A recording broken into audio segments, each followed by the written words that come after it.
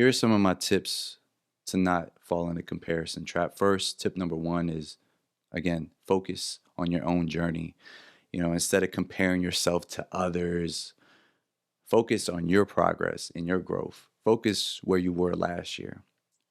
Focus where you were 5 years ago. Or if you're like me, I compare myself to now compared to 2006, about 15, 16 years ago. And celebrate your accomplishments.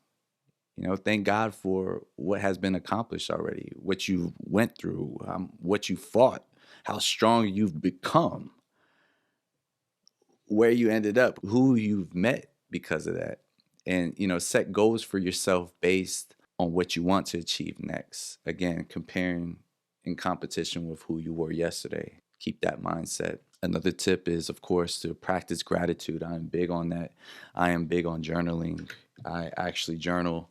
This is the journal I use, and I fill this bad boy up every day. And even my planner, I always write 3 things that I'm grateful for each and every day. Being grateful can help you shift your focus from what you don't have right now to what you do have. And that has been this should have been my number one, because this has been an absolute game changer of just shifting my perspective. So I'm never comparing myself and letting that take my joy. When you start to break down, even down to the little things of even what you might eat for dinner, or just grateful to have a vehicle to drive your kids to school, or being able to walk, walk. I'm able to enjoy the outdoors. I'm able to move my body. Those daily gratitude lists, take a few minutes each day, and I challenge you guys, all you got to come up with 3 for what you're thankful for. It is a game changer.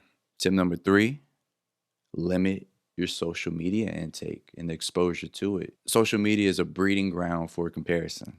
Like, it's inevitable. Go on your Facebook feed, but consider taking a break, and maybe limiting your use. And focus on you. Use that time to focus on yourself, to better yourself, to curate your ideas and be more positive. Tip number 4, embrace your unique qualities. Instead of, trying to fit in with the crowd, embrace the things that make you special. This is one of the things that make me special. I've been using video my whole life, since like 2008. When I first got a flip cam. Video has made me a better public speaker. It has made me more confident. It's got me out my shell. It's got me in position to have my own business because of it. It has given me so many opportunities. Recognize your differences, because those differences is what makes you one of one. We are all one of one. There will never be no one like any of us. That's what makes it so special. The last thing I would say, tip number 5, is reframe the way you think of success. Instead of always defining success based on external factors like wealth or social status, try maybe to define it in a more in personal terms. What makes you fulfilled? What makes you happy?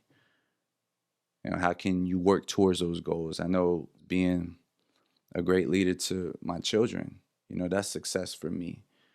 Seeing them grow and pushing them to where they need to be faster. I want my kids to be absolutely equipped with success. That's why my 6-year-old has a YouTube channel. He's beating me right now. We're in competition with each other.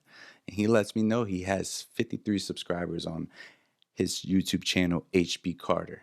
He's showing up on camera every week. He's doing an unboxing. That's success for me. Shutting down generational curses. That's success for me. Most importantly, being born again last year with God and living in the Holy Spirit. That's success for me. At the end of the day, though, don't let comparison take away your joy. Remember, when overcoming comparison, it will be an ongoing process, and it will take time. It will take effort.